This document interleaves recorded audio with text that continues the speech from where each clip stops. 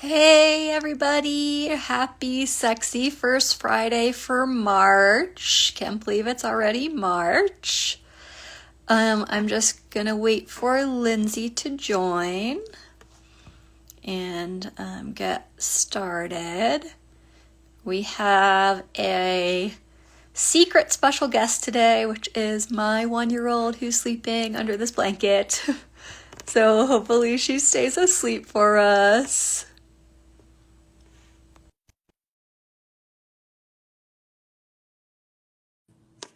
Okay, hopefully Lyndsey will be joining. It worked. We did it! We've had pretty good luck lately. We have. We haven't seemed to have any technological issues, so hopefully it stays that way. Yes. Well, happy sexy first Friday for March, Lyndsey and everyone. Um, this month's topic is who initiates. And we've been doing some fun polls on our stories with different types. Who do you think would initiate sex in this pairing? And getting lots of feedback on those polls, and it's been really fun. So I guess we'll introduce ourselves first, as usual, just in case folks are new. Lyndsey, why don't you go first? Hi, I am Lyndsey Fraser. If you haven't been on here before, I'm a licensed marriage and family therapist, as well as a certified sex therapist, an IA accredited professional, and I have a private practice out of South Minneapolis where I specialize in relationships and sexuality utilizing the Enneagram. Tell us about yourself, Sam. Perfect. I'm Sam E Greenberg. I am a sexuality researcher primarily, and I'm also an Enneagram coach specializing in sexuality and relationships. My doctoral research focused on the intersection of sexual desire and expression, patterns of sexual desire and expression as intersects with Enneagram type and instinct. So we are here. Oh, my dad's here. Hello. Um, we are here today to talk about who initiates, and we're going to be, a lot mostly focused on type, but we're also going to touch on instinct as well. And it's also back to just the two of us after we had our whole long series of type episodes with special guests for each episode. So I said I have my little tiny special guest today, but hopefully she stays asleep for us. Well, let's start with what determines who initiates sex. So there's going to be a couple things, and obviously there's a lot of things, but there's going to be two things primarily associated with the Enneagram itself. So the first one is sexual assertiveness. We know that some types are more sexually assertive and some types are less sexually assertive. That is one of the things I measured in my study. And what that means is sexual assertiveness in this case is defined as I feel comfortable speaking up for what I need and want. I feel comfortable if I don't like something, I say so. If I do want more of something, I say so. You know what? Basically, I stand up for myself and my needs and my wants sexually. So, in that measurement of sexual assertiveness, eights are at the absolute top. I think we could all guess that. Eights are at the top of the sexual assertiveness scale, followed by sevens, followed by fours. So that's our sexual triad. We always talk about eights, sevens, and fours that have the high desire, high assertiveness, high ability to actualize their desire into behavior. After that, we have some types in the middle here. We have three, two, and then one. So, after fours, threes are the most sexually assertive, then twos, then ones. And then at the sort of bottom of the pile, we have five, six, and nine. So, looking at it the other way, our least sexually assertive types would be nine by far, and then six, and then five. So, level of sexual assertiveness is going to determine a lot about who in a pairing initiates sex. We will talk about a lot of specific pairings in this episode today that were requested, but you can imagine, generally speaking, a high assertiveness type with the low assertiveness type. The high assertiveness type is going to be more comfortable initiating sex, more comfortable just asking for what they want and need. So that's the first big Enneagram thing, Enneagram related thing that I think has to do with who initiates. And then Lyndsey, you want to talk about the second big thing that would have to do with who initiates? Yeah, the next big thing around who initiates is going to be the dominant instinct. And so we have our social, our sexual, and our self-preservation dominance. And so more often than not, of those three, it is going to be the sexual instinct dominance that will be the initiators. Socials tend to be in the middle, and then you're going to have your self-preservers at the end. But Enneagram type, which is what we're going to get into today, can sometimes throw off sort of who would initiate in a particular pairing. And then when we look at the actual sort of like dynamics, Sam and I kind of have this little grid that we talk about, like who would initiate in the sexual, if it was a sexual instinct dominant and a sexual instinct dominant, for instance. And what we do know is it's going to be a both there, right? But what about when it's a social sexual, Sam? In a social sexual pairing, it is usually the sexual who's going to initiate, at least who's going to initiate more comfortably. We always have intervening factors that can happen, and we know socials are really attending to how frequently are we having sex to connect. So if something's going on with the sexual where they're not initiating, then a social will, but normally be the sexual. What about in our self-pres pairing, Lyndsey? I think this one can be really interesting because it could be neither. It could be both, and it could also be type based what we're going to see there. One of the things that I've mentioned before is that sometimes self-preservation dominants, even if they're not being sexually intimate, are still going to feel really close. So even just that ability to tell your partner, like, hey, I'm interested, hey, you're interested, creates that sort of sexual desire for both of them, and maybe even without a sexual experience happening. So you can kind of see all of those happen when you have a self-preservation and a self-preservation dominant. What about our social, Sam? Social is gonna be a both depend on type of situation. We'll talk about type in a moment and for most of this episode, but because both people in a social dynamic would be interested in, are we bonded, are we connected, how often should we be having sex, have we been having sex that often, if not we should be, that kind of thing. It's going to depend more on the assertiveness of the type there of who initiates more. What have we not done yet? How about a sexual self-preservation dynamic? So with the sexual self-preservation dynamic, you are going to see the sexual instinct dominant person be the person that initiates. I think I wanted to go back to a little bit the thing that we talked about too, though, in the first like 9 months to year and a half in the relationship. In that period of time, everybody's sexual instinct comes to the front.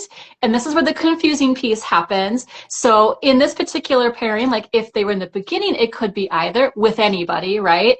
But it's going to predominantly be the sexual instinct dominant person. And actually, this can be a really difficult pairing because for the sexual instinct dominant, it's like, I want to feel desired and loved. And if sexual activity and things like that are not happening, they can feel like they're not getting what they need sort of relationally. And the self-preservers can sometimes be a little bit confused because it's if I have energy or capacity. So in therapy, I know when you're coaching as well, this is one of the more painful pairings that can happen sometimes for people. That's so true. And in a self-prosexual, you sort of just explained in the beginning of the dynamic, it's actually gonna be probably both people initiating, but then over time, those brain chemicals start to decrease. It'll be the sexual who's initiating mostly.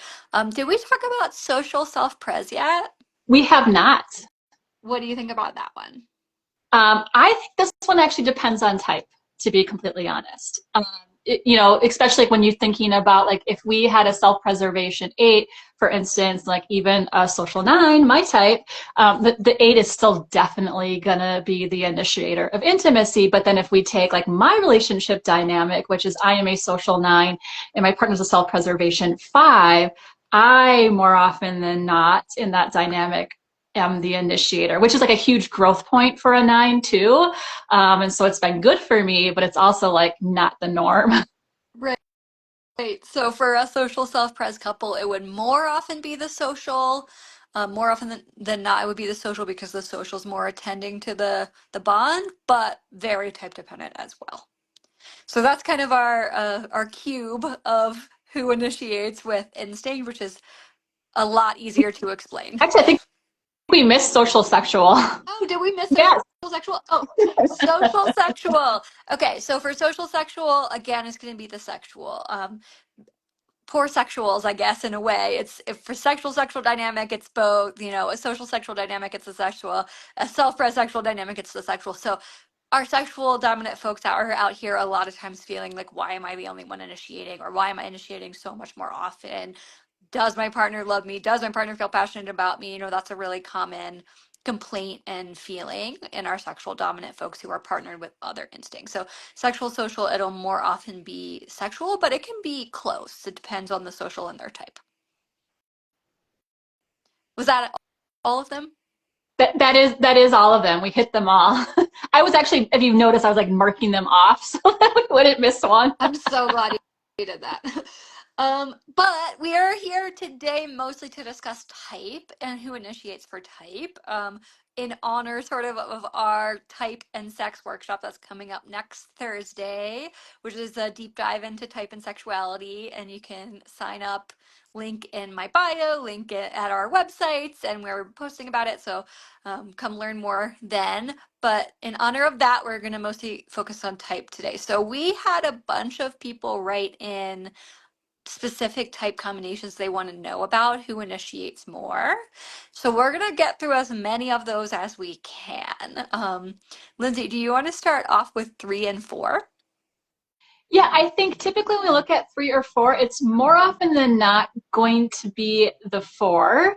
Of course, instinct will play a little bit of piece with this, but I still think overall, I mean, maybe if you had a self-preservation 4 and a sexual 3, it might be more of the sexual 3. One of the interesting things, though, like after we were talking about this that I was thinking about is 4s are also withdrawal types. So if there's something happening in the relationship, they might withdraw a little bit, and then you might see the 3 sort of be that, because they're kind of, 4 is a little bit higher on that assertiveness scale, but 3 is right behind them.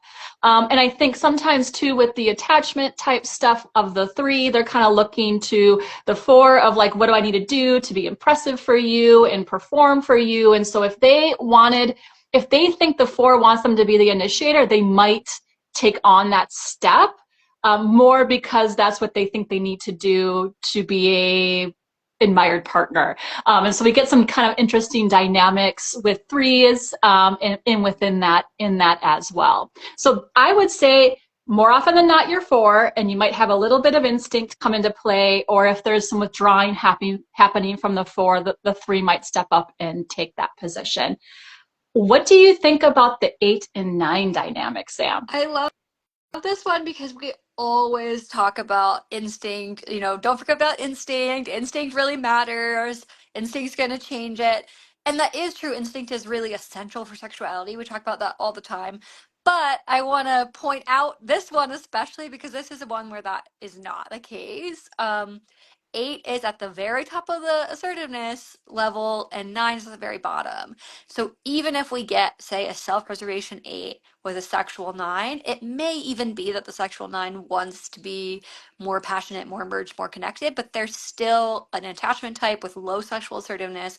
They're still going to follow the lead of the partner. So in this dynamic is almost always going to be the 8. Of course, like people are always writing in with like, I'm the exception. Of course, there's exceptions, but in an 8-9 dynamic, it's really the 8 that is going to initiate regardless of instinct. So that's one of those clear-cut ones that are nice.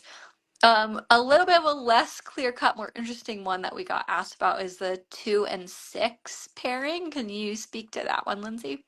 Yeah, what I think is really interesting about the 2-6 pairing is that it's going to start off kind of in a certain way, and then it will switch once the romantic emotional connection is there. And so what you will see is that the 2, more often than not, is going to be the initiator in the beginning as they're trying to seduce the partner, get the partner interested in them, wanting to be in relationship. But once they sort of have that, then it's actually going to be more of the 6 than it will be the 2. You will see a little bit of difference here around gender, in the sense that, you know, the men that are 2s may fall into more of those masculine messages that they should be, you know, sex should be happening. And so, but even then, what I do see is it can come from almost more of an anxious place if the attachment isn't there in the ways that they need or want. And so it can be an anxiousness. So switching from like, I'm the initiator because I want to like kind of get my partner, versus I feel anxious now because sex is not happening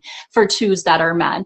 And you could see again, there will maybe be a little bit of instincts that come into play here. Like if we had a sexual 2 versus a self-preservation 6, but it is really interesting that more often than not in the beginning, it's the 2 despite instinct.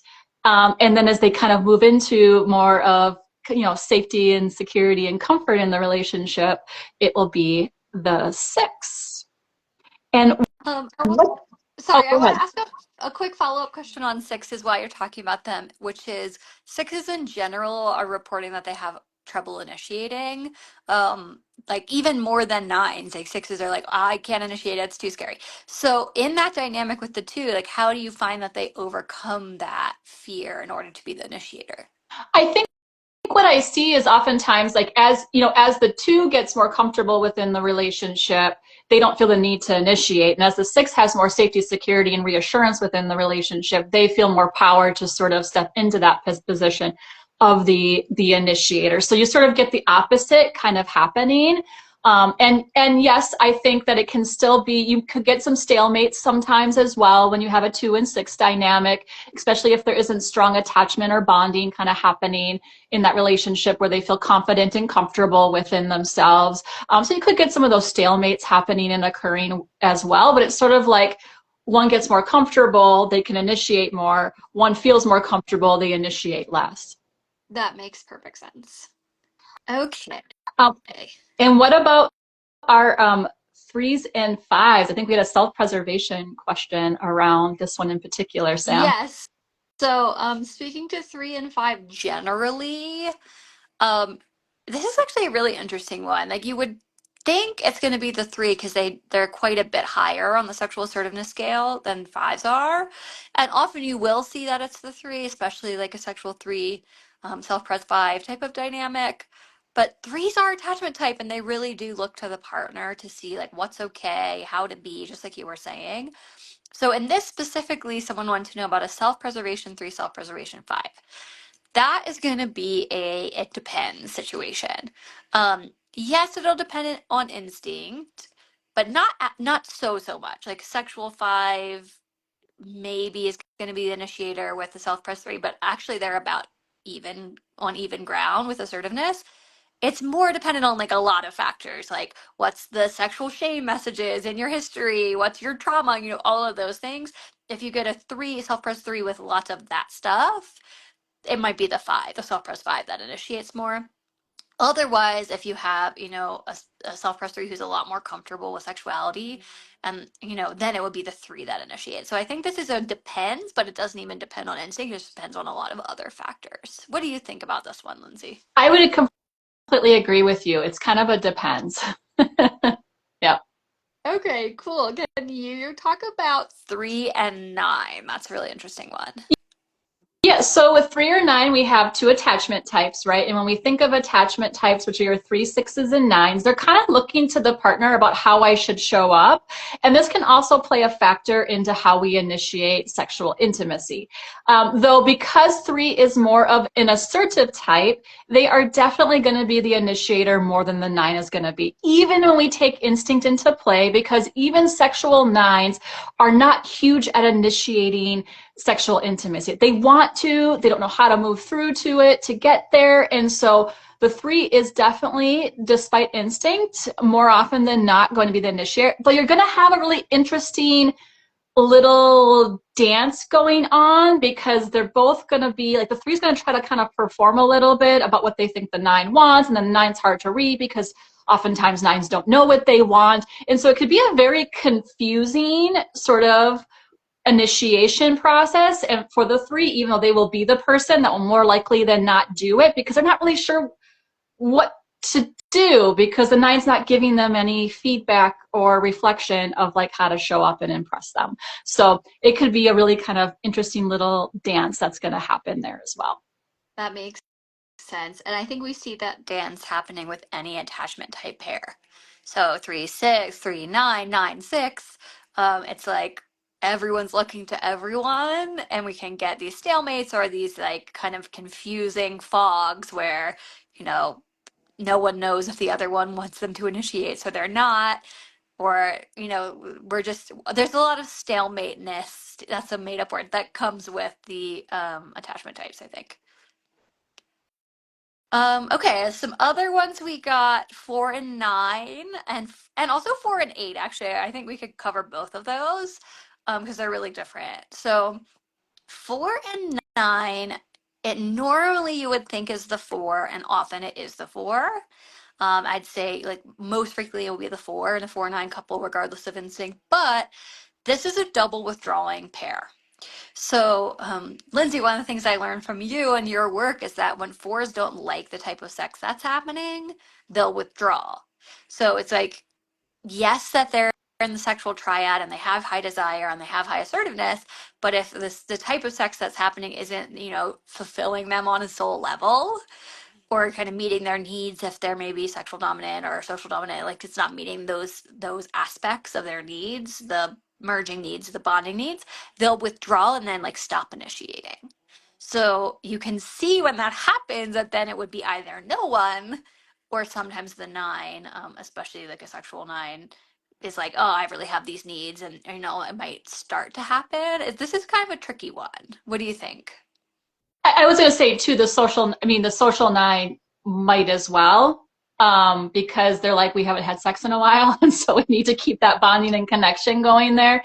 But again, if you think of it in that sense, right? Like, is it coming from a desire to be sexually connected, or is it coming out of more of a desire to fulfill sort of that social instinct need, right? Which is sex means we're bonded, and all of that is interesting. But yeah, I think it can be a really interesting dynamic because yes, it's typically going to be your four unless they're withdrawn and they're not getting their needs met, and then the 9 needs to step into that position. And a sexual 9, actually, all 3 of them would step in if needed. Yeah, Yeah. that makes sense. So it depends. It's more of the four, but it does depend because the double withdrawing in this pairing can make, these stalemates also. For a 4 and 8, which is one of the polls we did, it's really different. 4 and 8 are arguably the two most sexually intense types, meaning like the types that come at sex with the most intensity, the highest expectations for intensity. Two different types of intensity, body intensity versus heart intensity, but very intense pairing. In this pairing, it's almost always going to be both that initiate. It's even, different instincts can maybe impact it, but really 4s and 8s are like both pretty big initiators, especially when they're with a partner that shares their preference for intensity with sex. So this is a both situation. And I agree. I might throw one or two extra ones at us because we have a little bit more time. Lyndsey, do you think you could speak to 2 and 7? 2 and 7. This is really interesting. Sure, I can. I'm thinking of right now where I had a sexual 2 and a self-preservation 7 in relationship, and it was definitely the sexual 2 that was sort of the initiator of intimacy, sort of in that relationship dynamic. But more often, this is a toss up because your 7s are the assertive types, but you also have your 2s that are trying to do the seducing sort of in the beginning. So more often than not, I do see the 7 sort of being that initiator, unless you have the sexual 2. Though in the beginning, it could be more of the 2, and then as you get more into the relationship, more of the 7. But it's a little bit more of a, could be anything, could be both. Yeah, I totally feel that. Sex will be happening is what I'm going to say. Yes, definitely. I think something people probably will want to know if they're watching is, okay, this is telling us like who initiates, but then what about sort of like help for people who want to initiate more or want their partner to initiate more. And maybe we can offer like a little support for that since we have a couple minutes. Um, and it depends, of course, on the type that you're talking about. So I don't know if we want to speak to general advice for that first, maybe.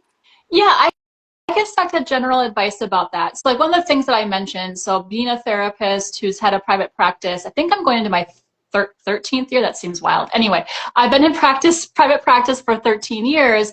And one of the things I always tell people is that in my 13 years, only 3 people have come in that have positive, healthy sexual messaging. And why I'm bringing this up is that most of us either were given messages like, don't talk about sex, that's taboo, or we got shame messages or uncomfortability messages. And so most of us don't even know how to have the conversation around sexuality. And so really the place to start is to like start talking about it. I know that I have recommended I have a book called Hot and Unbothered that I've recommended before for couples that's actually written by a sex therapist, and she has such wonderful questions in there. Even in the sense, and why I say read a book together is it kind of eliminates some of that discomfort around like, I don't know how to have this conversation. And it can be any kind of general sexuality, but this book in particular actually has nice little questions at the end of the chapter. And I don't even know this person, so I'm not like promoting for them. I just love their book.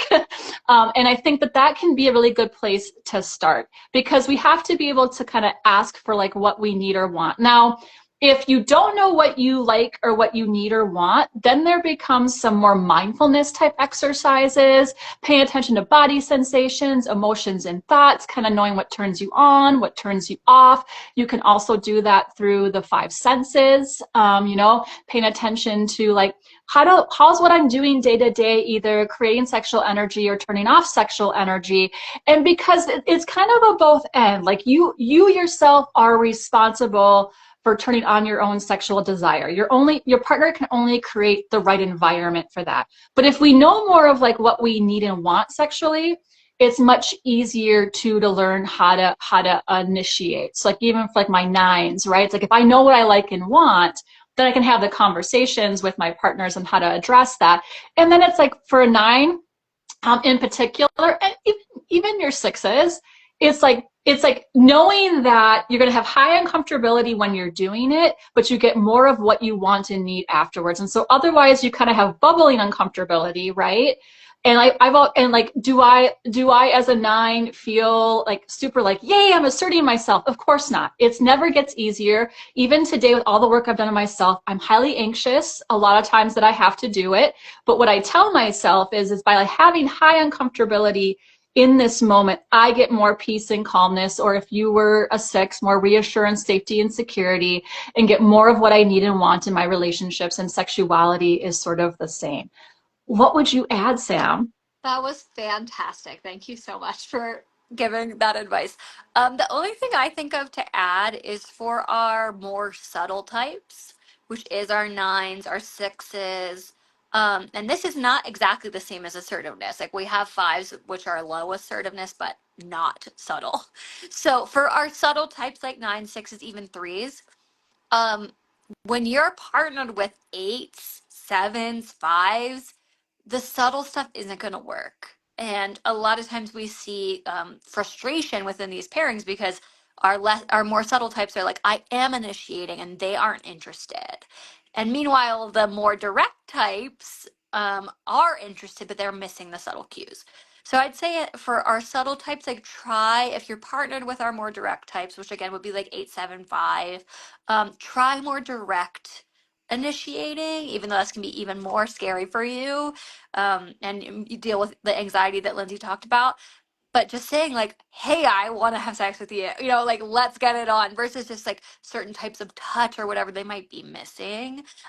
This comes up all the time where our subtle types are like, I am initiating, but they don't want me, and it's like they do want you. So I'd say that's specifically for the more subtle types. And then for the more direct types, look for these subtle cues. They try to bring it down a little bit into more subtle places so that you can see that they actually may be initiating and you're missing it.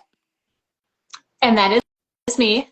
I thought that I was initiating in, well, actually, a lot of my relationships, people didn't know I was initiating because I'm very, very subtle. And I think that's such great advice, Sam.